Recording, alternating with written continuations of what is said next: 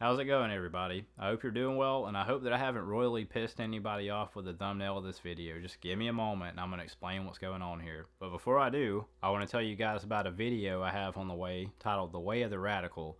And in that video, I'm going to be detailing some of the common engagement strategies used by modern day progressive activists. It's taken me longer to put that video together than I had anticipated, and I'm really making this video to stall for time for that video, but I just wanted to put it on your radar to be looking out for it. Over the past few years, there's been a good bit of debate and speculation online in various corners of the internet in regards to why there seems to be such an uptick in interracial relationships in America, and there seems to be particular curiosity over why there seems to be such an uptick in Caucasian women dating and marrying outside of their race. Now, as much as I'd like to not touch this one with a 40-foot pole, I do have some insights to contribute to the conversation that I believe are pertinent.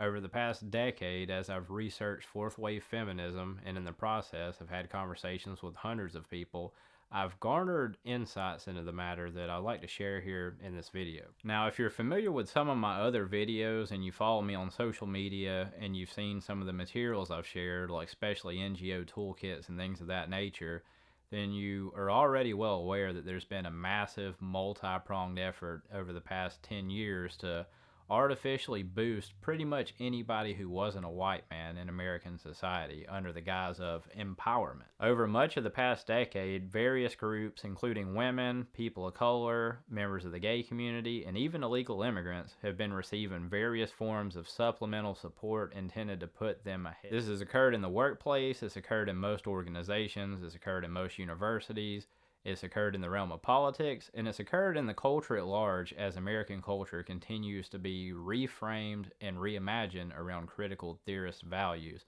also known as woke values. What I've learned in my conversations with people, particularly in my conversations with women, is that over the past decade, it's sort of been common knowledge in many of their circles that white men were in the process of being disempowered in America, while everybody else was in the process of being boosted. Some groups of people even had a name for the disenfranchisement and marginalization of white men. They referred to it as complete reintegration. As a result of this knowledge, and in reaction to the social changes that were occurring, a consensus began to develop among young white women that white men were no longer an ideal prospect for dating or marriage, and that their time in America was up, so to speak. In short, a growing number of white women began to believe that if they wanted an ideal life, that they were not going to find that with a white man in 21st century America. About 2 years ago, I had a long conversation with a young woman, Caucasian woman, former feminist, who told me that she deliberately sought a man who was not white to marry due to her belief that white men were not going to fare very well in the future.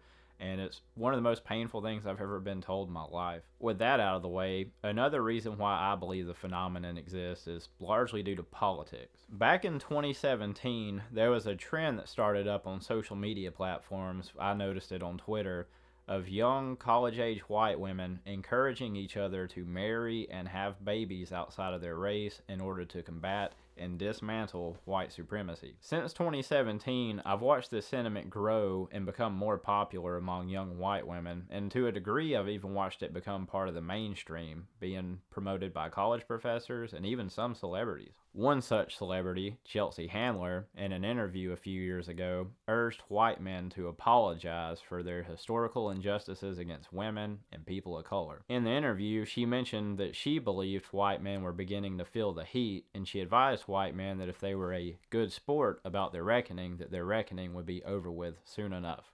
In the meantime, she said, she was only interested in dating black men. In conjunction with that attitude, over the past several years, an effort has been made to reframe American culture around critical theorist values, or woke values as some people call them. As part of that effort, interracial relationships and marriages have started to be very heavily promoted almost everywhere you look, including in all forms of media. These days, it seems that every other film and every single television advertisement features an interracial couple of some sort, and it's become a fairly rare sight to encounter a television ad that features a Caucasian couple.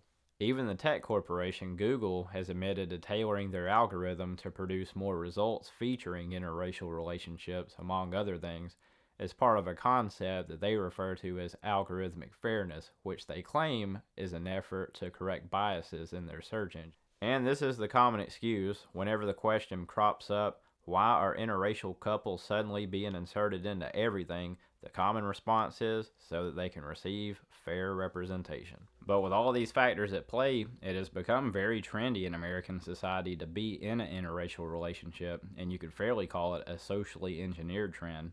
With the politics of it in mind, it's become a sort of virtue signal among young white women to be in an interracial relationship, which brings me to my final insight. From my conversations with women, I've learned that a good deal of peer pressure exists among young women today to date outside of their race, and women who aren't interested in that or women who prefer to only date within their race are often bullied and accused of racism, especially if they're white women.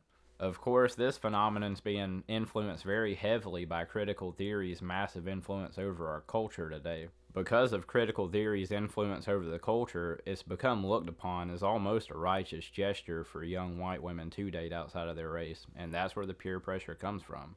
If you date outside of your race, you're doing a good deed for the greater good of humanity, and if you don't date outside of your race, well, you're obviously a racist. Now, with that out of the way, I want to be very clear, I don't have any problem with interracial relationships, and I don't have any problem with anybody, but I just merely wanted to share my insights on what has become a popular topic.